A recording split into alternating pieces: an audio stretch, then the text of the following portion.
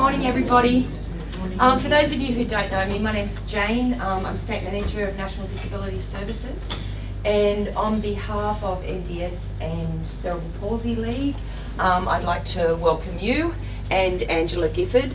Angela's bio's up there, a bit of an idea of her history, and I guess also her standing in the world of care and support for people. What we thought we might do, Angela will tell you much more of her story, obviously, as she speaks today.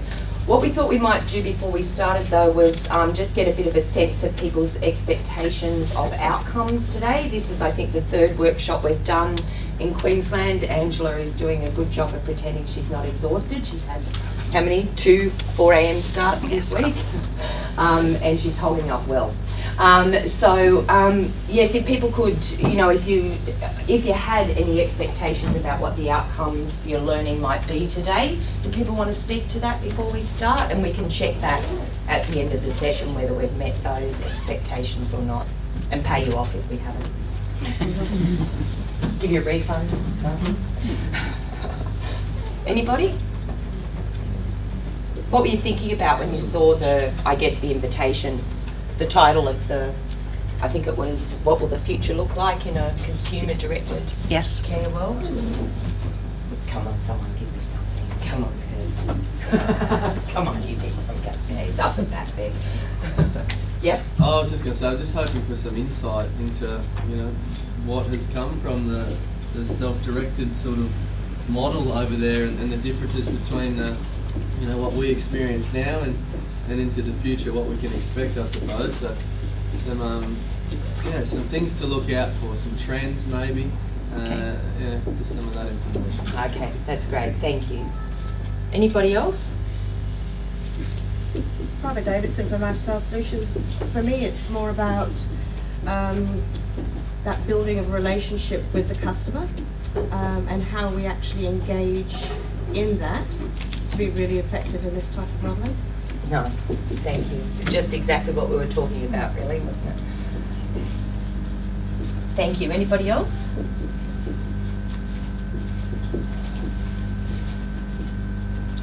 Okay, well, that's fine. We can do that. We can do that. Right, shall I start? First of all, I hope this is not how the morning's going to go, but I can't take my jacket off because I've just spilt a cup of coffee down my blouse. So that's not a very good start. What I want to do is I want to tell you a story, and I want to align the experiences of my company with the story. So what I need to do is I need to say that in 1980, I decided to start a care company. Now, at the time in the United Kingdom, in 1980, there were 6 care companies in the for-profit sector. And of those 6, I was number 6, and 2 of those were nanny agencies. Now, in 1980, everybody who needed care had it provided by and paid for by the state. So from day one, it was September the 30th, 1988, I had to go out and find my customers. And my customers were going to be older people of high net worth, because the service that I was going to provide to them was going to be an alternative to going into an aged care home. So what I was going to provide, we called them carer companions. They were going to move into somebody's house for a fortnight, actually live there, and during that fortnight, they were going to provide domestic care, personal care, and social care. And the idea was, at the end of that fortnight, another person would move into that home and carry on the same. And the idea was that for every person we looked after, we wanted to get a rota of 2 or 3 carers who went back on a regular rotational basis. And from day one, our belief was, and I started this with my best friend, our belief was that if you had somebody in your home and after 24 hours you didn't like them, they weren't what you wanted to live in, it was an intrusion, we would take them out and replace them. And our first 3 clients we spoke to the families and we spoke to the clients and we said, can we trial it for 3 months?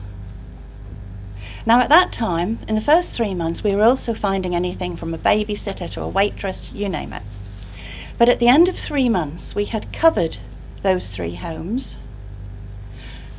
The carer companions were going back. We ditched everything else. And from 1980, never done anything else other than provide living care services. And today my company provides care from the top of Scotland down to the Channel Islands, and we have run packages in Europe. We've got clients that we've had since the late 1990s, and they have been looked after 24 hours a day, 7 days a week, 365 days a year, without a break in service. So there I was in 1980, growing a business. But I want to tell you the story of then what happened, which is basically where I think Australia is now.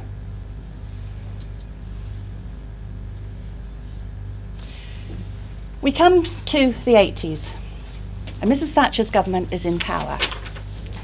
And they look at the economic situation of the country, and they realise that at the present time there are 4 people working to support pensioners and people with a disability. And she quite simply said, in the decades ahead, the numbers are going to be down to 2.5. The country cannot afford it. Something will have to be done. So the first thing that her government did was bring in a fund called the Independent Living Fund, which is not too dissimilar in many ways to your NDIS. I want you to notice a smiley face though. The idea was that it would deliver financial support to disabled people, so in actual fact they could have a better standard of living. Now at this time, most people with high dependency needs as a result of a disability were living in institutional care, or they were living with their parents. So the money from the Independent Living Fund was going to provide their care. But if you're going to provide care for somebody, say a young guy in his 20s, spinal injury, for example, cerebral palsy, he has to have somewhere to live. So along with the Independent Living Fund, homes came. They were either existing, usually council properties that were either adapted or new ones were built. And now whenever a developer is going to make a development of, 30, 40 or even 4,000 or 5,000 homes, they have to build in the community homes that are disabled friendly. So the people who were in institutional care were going to be given a home. They were also going to be given the option of having a vehicle, a mobility vehicle. And now almost every make of car in the UK can be adapted for a disability under the mobility scheme. So it began in 1988 that the first people started to come out of the institutional care into homes of their own. And it was at that point that care started to be the umbrella rather than aged care and disability care. It was in 1988 that my company got its first younger disabled customers. Mrs. Thatcher then went further. She went to a highly regarded business gentleman called Sir Hugh Griffiths, who'd actually been a director for many years of one of our big supermarkets, Sainsbury's. And she said, you need to come up with a plan as how care is going to be paid for in the future. And he brought out a white paper called Community Care, which resulted in this legislation, the NHS and Community Care Act. And that turned our care situation totally on its head. Obviously, I'm not saying it's going to happen here, but the chances are, down the line, who knows? What that act said quite clearly was that the state would stop being the provider of care and would have to go out and buy in care from the independent sector. The second thing it said was that people who were financially assessed as being able to pay for care would have to do so. Now in the UK, everybody's had this, you get your health care, you get everything paid from the cradle to the grave. And it caused enormous uproar because people who were wealthy enough to pay for their care quite simply thought they wouldn't have to and didn't see why they should. The Act also had another problem, because in 1990 the problem was, who is the state going to provide the services? Who are they going to buy the services from? There were a few more little companies like mine, but that was it. So the Act was not actually implemented until 3 years later, in 1993. That actually there should say 2013. Today we have over 7,000 home care organisations in the UK. We've gone from 6 in 1980, and that's a very short time to have all those companies come in. And most of the companies came in those 3 years on the basis that they were going to get council contracts. So franchises spread like wildfire. They were sold to anybody who got the money to buy one, and they were sold on the basis of, you will get work from the council. And even today, 60% of our home care organisations are tied in with council contracts. We have a very volatile market. In 2013, the dropouts in the home care sector was 27% up on the year before. And there are several reasons for this. One is, we have standards of care or levels of care that are not too dissimilar to what you have here. Low, moderate, substantial and critical care. In 1993, and for a few years on, councils would buy care on all those 4 levels. So companies would tender for the contracts, perhaps 500 hours a week, 5,000 hours a week, and they would get them. But what's happened now is, the state is not funding for people who don't have the money, is not funding low or moderate care. They are only buying in substantial and critical care. So it means that a lot of these care organisations, simply the work is not there, or they've started off at the beginning of their contract with 5,000 hours and it's then been reduced to 3,000. Facilities are in the same situation, because whereas their beds were going to be filled at a certain level, they're not now filled until that person's dependency becomes higher.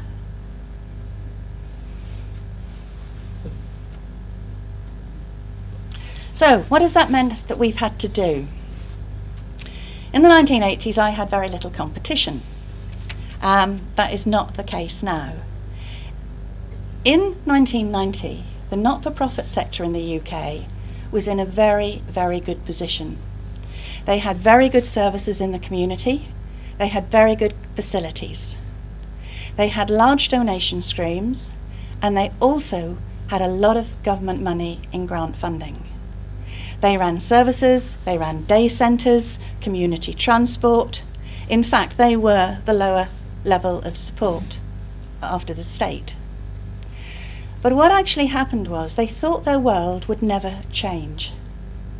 And so most of them didn't do anything. I don't know if any of you can remember, there was a soap that I think was actually transmitted here. It was a soap called Crossroads. And it was about a hotel called Crossroads, and I think the owner's son had a spinal injury, and they started up a charitable home care association called Crossroads. And Crossroads grew so that probably in every city and town of any size, there was a not-for-profit home care organisation called Crossroads. And they were almost totally dependent on council funding for the people they looked after. In the facility world, there were people like Methodist Homes for the Aged, Anchor Care. They have survived. They have survived better than the home care organisations. But as the 90s went through and New Millennium came in, government funding to the not-for-profits for the services they provide was gradually reduced and withdrawn. So if they could not run a day centre, for example, at a profit or make ends meet, then the day centre had to close. We've had hundreds of day centres close in the last 5 or 6 years. Also, when you have an economic situation, people don't donate quite as much money as they used to, so the income streams have gone down. With reference to Crossroads, what they actually had to do, 18 months ago they amalgamated with another not-for-profit, but their services have been reduced.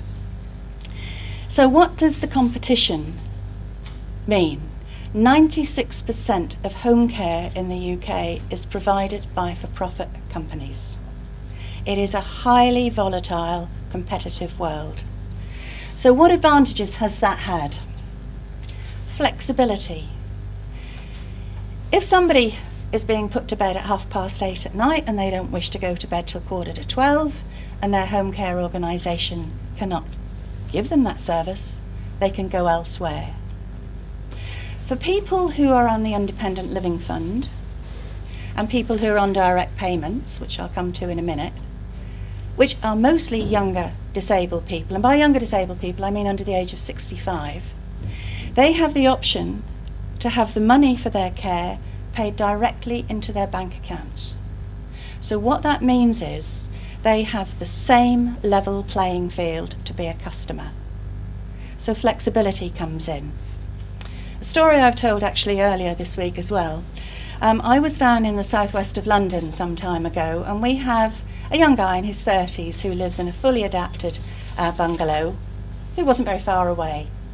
So it's about 11 o'clock in the morning, and I thought, oh, I've got 10 minutes, I'll just pop in and see him. I rang the doorbell. Person didn't answer, nobody answered it very quickly. And when the door was opened, one of my carers stood there in her nightdress. And I'm thinking, oh my goodness. Anyway, I go in. And she said, oh, I'm really sorry, but we were at a nightclub till 4 o'clock this morning. And suddenly you think, wow, that's great. He had exactly what he wanted. He wanted to go to a nightclub, so that's where he'd be. So flexibility has come in control of the person who is spending the money. It is customer-led, even down to the fact that if we are told, as we have been, I don't want my female care workers to wear trousers, they don't wear trousers. Even little things like accents. If we want to maintain our customers, and our customers pay us a lot of money for the service that we provide, we actually make sure they get what they want. Adapted homes. If you have a home, if you buy a home or you have an existing home and you become disabled or you become elderly, you can have adaptations in your home done very quickly. If you're an older person, you will have it financially assessed and you will have to pay towards it. But for example, I had an aunt who couldn't get into the bath and she needed a wet room. And within 6 or 7 weeks, the request had gone in and plans were being made to come in and do that wet room for her. Adaptations, we don't have a long waiting list. Regulation. One of the mistakes our government made when they brought in our new free world in the 90s was they went to every council, and here it may be, in your case, states or smaller councils, they went to every council and said, if you are going to buy in care services, you need to make sure that the companies that you buy them from, literally, are good companies, are going to provide good quality care. Whether it's a facility or it's a home care organisation, you need to get a set of rules that they're going to have to abide by. And in the UK, we have 153 councils, and everyone reinvented the wheel. In one council that we worked for, we had to provide our care workers with a circuit breaker, because in the dim and distant past, somebody plugged in a Hoover, one of their staff, and been electrocuted. It took my company 4 years to get approved with 52 or 53 councils. It was an enormous task, and it was a mistake. The government realised this after a few years, and then coming up to the new millennium, they brought in a national standard where home care organisations and aged care facilities and 1 or 2 others actually have to work to 28 standards. Then Scotland said they didn't like the English version, then Wales said they didn't like it either, so they brought in their own, but at least now we only have 3. But the Channel Islands, the little islands down the bottom of the UK, they're now bringing in their own, but that's not quite so bad. So regulation came in. And we are inspected to these 28 standards. And I actually read yesterday in a newspaper, obviously online, that in the county of Dorset, which is a very wealthy county, population of about 600,000 people, 30 of their home care agencies had had inspections and had not come up to specification. And their names and why they had not passed the inspection was actually in the paper. And, you know, that's enough incentive for most people to try and get it right. Niche services. We have lots and lots of niche services. It might be a very small organisation or a very small home in a rural area who think, right, you know, what can we do to help the community? What do we think is needed here? So they may run a bathing service. I have a person that I know who has a portable bath, and she takes it round a very large block of flats in London where lots of older people live. And that is what she does. She takes her bath in and she baths them. And there are many, many other similar services. For example, we have buddy services. Then they're growing, they're not that big at the moment, where literally your buddy will turn up in the afternoon, not your carer, your buddy will turn up and take you out. For younger people, it's a much easier way than saying my carer. Personal payments. This is something that has come in fairly recently. A lot of the changes that we have, you have to remember, have come in over 25 years. They haven't just appeared overnight. And the reason that all these changes come in is because we have a very, we have a very strong we have lots and lots of very strong lobbying groups. We have members of Parliament who have disabilities. We have an organisation called Carers UK, which is for family carers, and it's a very, very powerful group. And it is most of these lobbying groups that have forced the changes to come in. And personal payments was one of those. A personal payment, I think the way I'll explain it is, a gentleman is looking after his wife. She has MS. Her dependency is quite high, and she can't be left for very long. But he wants to go and see his Premier League team play football at home on a Saturday in the playing season. He can apply to his council because at home carers' needs have to be assessed. Not only are clients assessed, but carers are assessed as to their need. And obviously respite comes into that assessment.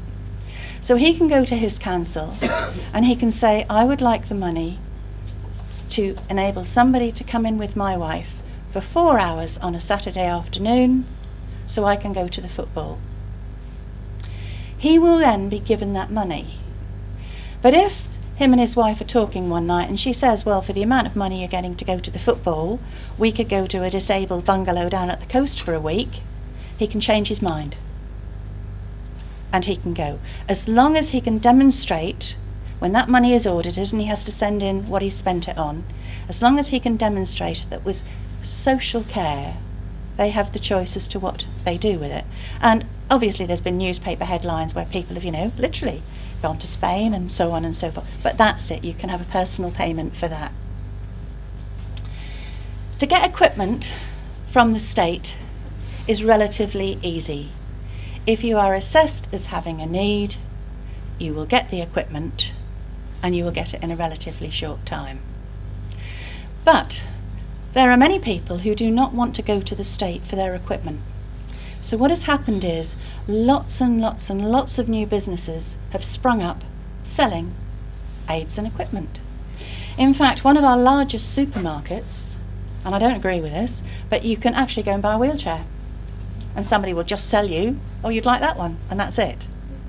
But there again, the care situation has seen these new businesses come into being. Training organisations is another one. If you are going to be a carer in the United Kingdom, the organisation that you work for within 6 months has to put you on a government training course. And the government training courses are called NVQ. And they have the nickname not very qualified. They are more about ticking boxes than they are about the actual work of going into the community. So they don't actually have a very high regard.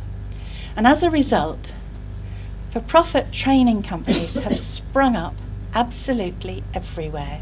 You are inundated almost every day on the internet with somebody offering you what they think is a new training situation.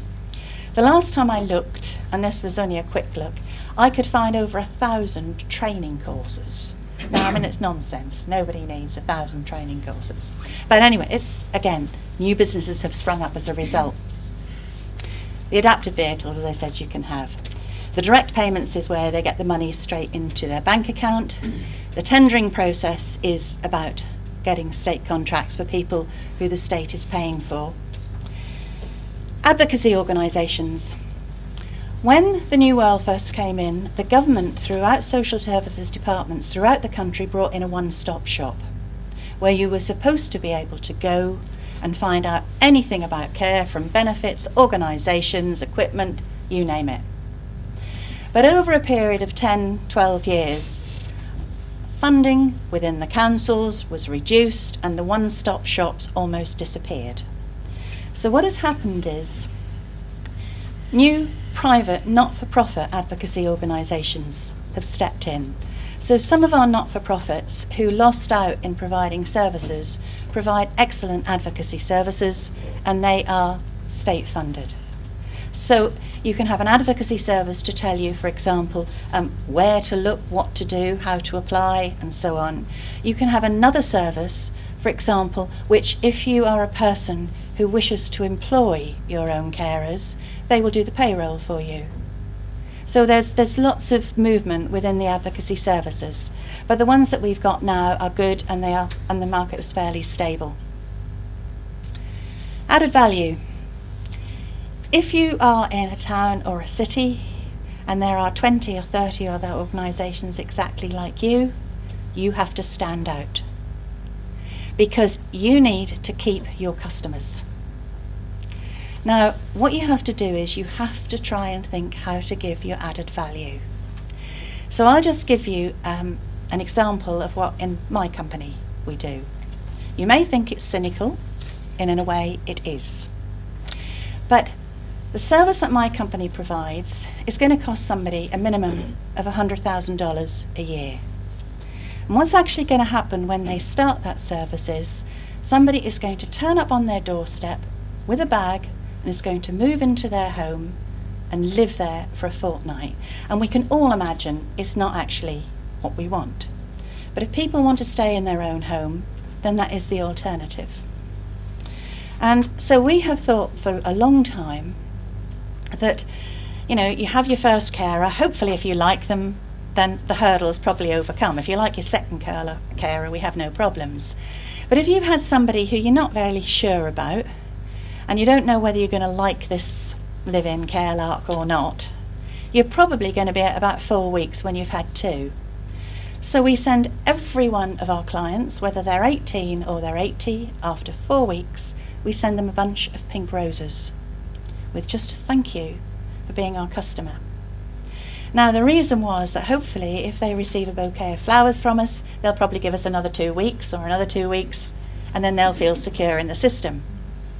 But the benefit is, in fact, there are 2 benefits, and this is what surprised us in the first place, was the people who received the roses were ringing up, and especially if they were male, and saying, I've never had any flowers before. And that still is really nice. But it's also a marketing tool, because they will tell other people, have you seen those flowers or those roses? So that's just one very small example of giving extra value. Now I want to tell you about some reality and what the Independent Living Fund and the councils enabled this gentleman to do. His name was Trevor, and he was a market trader. Literally stall on the market, selling, yelling, typical London Cockney. And unfortunately, he had MS, and he was in his late 30s, and he was in institutional care. And he was a very, very wide boy. He knew absolutely every trick in the book, what he was entitled to. And because, unfortunately, he'd become ill, he was going to get everything that he could. So the first thing he did was get himself a social worker. And he said, I don't want to stay here. I want to go back, have a home of my own, not far from where my mother lives in an old people's home, so I can visit her and I can visit my father's grave. So his social worker found him a 2-bedroomed flat. It had every piece of aid and equipment in, ceiling track hoist, pressure saw bed, adapted kitchen, wonderful flat. He then said, right, I'm going to have a motability car, but I don't want a car, I want a van. Why do you want a van? Now, I don't know whether they're too common here, but at home we have car boot sales. You know, feel. And he wanted to go to car boot sales, he wanted to go and buy at some, and he wanted to go and sell at others. So he got a van, a motability van. Then it was obvious he could not live at home on his own, so he said, right, I'm going to need a 24-hour living carer. So his social worker, because they do, gave him the options of 3 companies, one of which was mine. So somebody went down to meet Trevor, and Trevor decided that he would like us to provide his care. So we started our live-in care package. But our carers have to have 2 hours off a day. So if they were going to go out, even to do the shopping, Trevor needed somebody to come in for those 2 hours. So his council paid for, because his council were paying us, his council paid for another organisation to come in every day for 2 hours to sit with Trevor. He also got himself an advocate, because at times Trevor's communication wasn't that good. So he got himself an advocate who could speak on his behalf. He then found out that he was entitled to respite care, and for respite care, read holidays. And he was entitled to 7 weeks. So for one of those weeks every year, he would come up to Norfolk, which is the county. Trevor was about 160 miles away from our office. He would come up to Norfolk, and he would have a disabled bungalow with his carer at a holiday camp. We would go down and have fish and chips with him. He would come up to our office, see everybody whom he knew. And one of the things that car booters do in the UK is they go to council tips. And he would go to the Norfolk and Suffolk council tips and see if there was anything he thought he could make, $1 on. And for the other 6 weeks, he would go into places like John Grooms or Revitalise, which are organisations for disability, and he would choose ones down by the sea, or sometimes he'd take the ferry and go to the Isle of Wight where there was one, and he'd have 6 weeks holiday by the sea. He had everything that he literally could get. Now, we looked after Trevor for nearly 14 years. And Sue was one of his carers. And she was with him for 12 years on a rotational system. And Trevor actually died setting up a car boot sale at a place called Milton Keynes. And Sue was with him. But the irony is, and this sort of goes back to his background, after Trevor died, obviously, his flat was going to go to somebody else. So they clear it out, and they discovered he'd had a safe built into the floor, and it was full of money.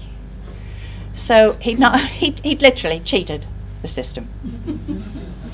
But we don't go to many funerals because, that's not what we're about. But there were several of us went to Trevor's.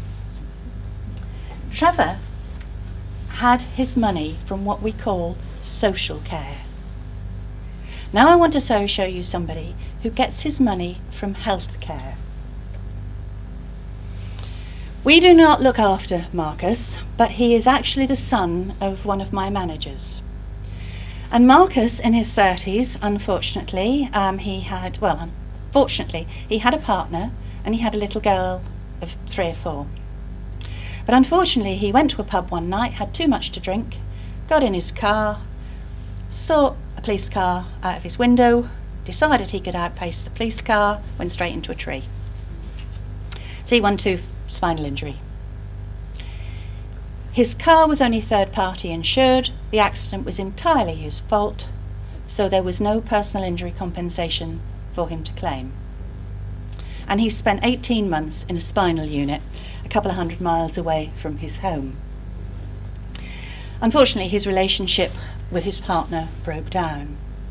But his parents sold their house and their business, and they bought a field with 3 barns in it.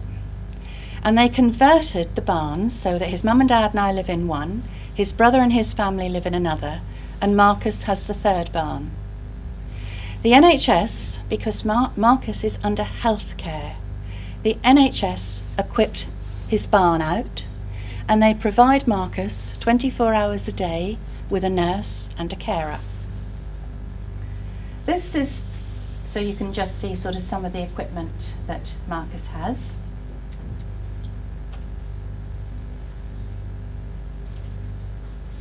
Even down to a page turner so that he can read. Now, this is where customer care is another demonstration. When Marcus first came home and the National Health Service had approved providers, they selected, with Marcus, an approved home care provider who would provide both his nurse and his carer. The cost to the NHS was approximately $11,000 a week. The agency that were providing the care literally had gaps in service. So his mum, who just lived across the way, would be getting calls, look, carer can't turn up, could you do a shift? She works full time, and so although she would do some of the shifts, obviously, excuse me, it obviously wasn't viable in the long term. Excuse me. So they went back to the commissioners and said, we're not happy with this care company. We want to look at another one. So that care company lost the job, which is a fairly substantial job to have, and another company came in. This year alone, they've had the same problems, and Marcus has been admitted to an acute hospital bed because they couldn't find nurses to cover his shifts. So the family have had enough. They've gone back to the commissioners and said, right, we've tried your options, we don't want that anymore, we want the money ourselves so that we can employ our own carers or choose our own agency. And from October this year, Marcus will get into his bank account just over $500,000 to pay for his care. So that is what, if you like, our new world has provided for people like Marcus and like Trevor. There is an argument that says the money should be spread out for people with lower dependency care because it would help more people. I don't know how you feel on that, but I mean, obviously, that is literally a valid point of view. But Marcus, his relationship with his daughter is brilliant. The little village school that his daughter attends, disability means nothing to those school children. They are so comfortable with Marcus. They crawl all over, and you know, his friends, the friends come round, and he leads as good a life as he possibly could. His life expectancy might be 20, 25 years, so the cost to the state is enormous. Very briefly, this is another gentleman that we actually look after with a spinal injury. Now, getting back to consumer directed care and what the customer wants. These are 3 of our carers.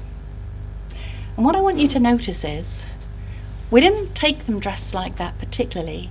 That is how they've chosen to dress. In the 34 years that I've been providing home care, not one of our clients, when we've asked them, wants a carer in uniform. They do not want to go to the pub, Glastonbury or whatever. They do not want to be seen with a carer. Hourly care may be different, but when you've got somebody living in your home, you want them to dress as you want them to be. And so, okay, apart from the males who don't like women in trousers, our carers just are smart and tidy. Now, this is literally meant to be a point of view, because one of the things that competition means is that your organisation, among other things, has to be financially efficient. You cannot afford to waste money. You cannot be overstaffed. And for years, apart from being worried when the new legislation came in the 90s, we chugged along. We had the same insurance company, we had the same telephone company, power company. And when we have new cars, we would change them whenever our staff got them to 50,000 miles, they had a new car. And when we started to look at why we needed to pull in our horns, because what was happening, a lot of the hourly care organisations who had cancelled contracts and were finding either they lost the contract because some other organisation came in cheaper, or they were losing hours, they decided they would provide live-in care services. And they came in cheaper with us than us. So we would look at our figures as to our conversion rate from inquiry to actual job and realise that it starts to go down. So we think to ourselves, right, okay, we've got to stop this little bit of a rot, so let's see where we can save money. So, as I say, we changed the fact that now they have to keep their car to 70,000 miles before they get it changed. We have changed our telephone company, we haven't changed our insurers, and now every year we look and go out to tender and see which quotes we can get. And for years we just didn't do that. Recruitment. Recruitment for customer-centred care is very, very important. And it's important from two aspects.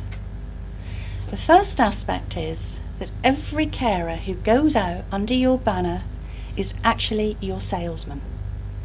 They are the people who are seen in the homes, on the street, the next door neighbour sees them, and they form people's perception of what your company is about. So that's the first thing. The second thing is, everybody in your organisation, from the top to the bottom, whether it is the receptionist, the admin staff, or even the man who does the post, if he picks up the phone, he has to know what your company is about. He has to be able to give that person on the end of the phone, who may never have approached you before, a good feeling. I'll just give you just a little example. The other night I was in a very nice hotel and I was having supper, and I thought I'll have a glass of wine with my supper. And here, and I do actually like Australian, New Zealand wine. You can't buy very much French wine. They don't have much French wine in the hotels. And I looked down the drinks list and I saw a bottle of French Chablis, and I thought, oh, I'd like a nice glass of Chablis. So the waitress came over and she said, what would you like to drink? And I said, I'd like a glass of Chablis, please. And she said, what's that? And I thought, gosh, you're asking me what I like to drink and you don't even know what's on your own menu. I mean, it didn't, in a very negative way, give me a different opinion of the hotel. But they should have trained that person to know what she was offering the people who were dining in that restaurant that night. So you need to make sure that your telephone is not answered by somebody who doesn't know what you are about. The other thing is recruitment. Recruitment is different for the kind of organisation that you run. Our organisation has to have people, and we have to try and find people who we feel are compatible to go and live in somebody's home. Before I came into home care, I had a career in banking. And my mother died when I was relatively young, and my grandmother was wheelchair dependent.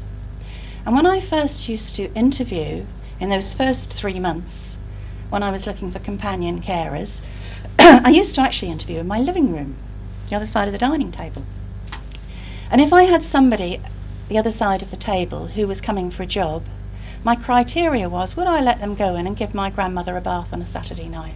And if the answer was no, I didn't give them a job.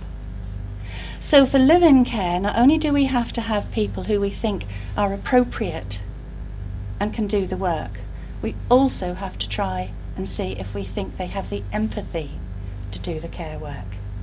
Because the last thing you want is somebody going into a home and there's no mutual communication. One of the care organisations in the city where I live is an hourly care agency, and I was invited by him to come round and look at his new training room.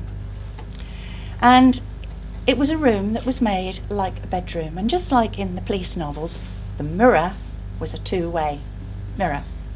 And he had this wonderful model in this bed. It came from the States, and it was about £2,500, but it did everything. It did. You could give it injections. You could put. It had a catheter bag. You could clean it. It was amazing. And in fact, when it was laying in the bed, it did look like a person. And part of his training was that the carer to be would go into the bedroom, and the model's name was Sam. Get Sam up, get him washed and dressed and ready for the day. And he said what amazed them was the number of people who would go in, be doing it, their phone would ring, and they would pick up the phone and answer it while they were getting this dummy. And he said he wasn't expecting that. But that is a fact, and therefore, I mean, I don't think that it's actually his criteria as to whether he would accept them as a carer or not. But I'm sure you've all come across people who've done exactly that or have heard the story. So training is a very big part. In the 6 weeks, the 4 or 5 weeks in May and the 2 weeks in June, my company rejected 19 potential living carers. I can't remember whether it was 2010 or 2011, but we rejected over 900 in 1 year. We are very careful about the people we recruit. And the people that we do recruit, because it's a funny way to live in other people's homes, the dropout rate for the people we recruit is usually after 3 posts. After 3 posts, they'll know whether they like the live-in care work or not. And if they stay after 3 posts, we'll probably have them till they retire. We've got many carers who've been with us 15, 20, 25 years. Marketing and promotion. Competition means that you cannot rest on your laurels. Your names will not be enough to ensure that either you keep your existing clients or automatically people will come to you. In my office today and in my 2 managers' offices on the South Coast, they will be marketing. I'm not saying they're going to do it the 7 hours they're at work, but we do something on marketing every day. And I can give you more later, but I'll just give you one example of the marketing that we do. Years ago, we used to do quite a lot of advertising in magazines and newspapers. But as competition comes in, we found that we were actually advertising, and you'd turn over the page and there'd be the next care organisation. So we were diluting the enormous sums of money that we were paying to go in these magazines.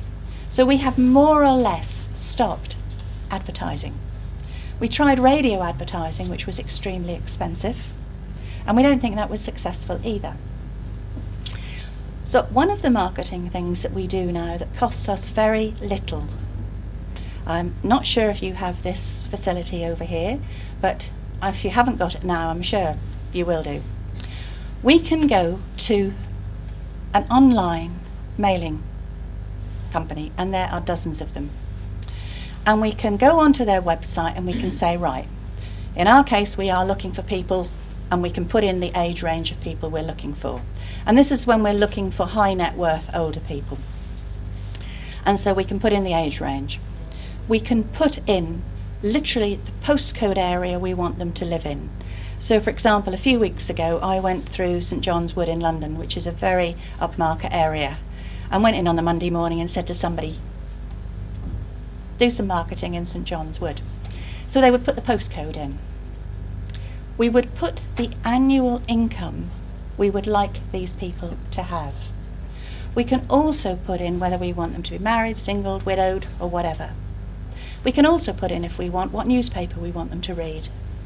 And we can then press a button, and it's cost us absolutely nothing up to this stage. And it may say, there are 45 people who fulfill the criteria that you have just put there. And then for 30 cents, we can buy their name and address. So we can target directly our direct mail. Now in our case, nobody's going to hear about our company and think, oh, I'll have that. It's not something that you buy instantly. People are going to think about it. So what we will actually send them in direct mail is something very simple but very pretty that we hope they're just going to put in a drawer And if they need us, or they know somebody else who might need us, then they will think, oh, I've got that piece I came in. Now, compared with our advertising costs, we have reduced our advertising costs over the last 5 years substantially. Credit control. Credit control means, quite simply, if you don't have the money coming in, you can't pay the money out. About 18 months ago, our primary care trusts, which are health, turned into what is called clinical commissioning groups. They got a new name, they got a new computer system, and the system, quite simply, didn't work as it was planned. So you had probably hundreds of home care agencies and facilities who were going to pay their staff on the Friday after Friday after Friday, and the money had not come into their bank accounts from the clinical commissioning groups to pay them. And when the money did start to come in, the money was, because people got in touch with their MPs and everything else, was just put as a bulk into their bank account with no realisation as to what invoices they matched up with. Now, that probably put a few companies out of business. Your credit control has to be good.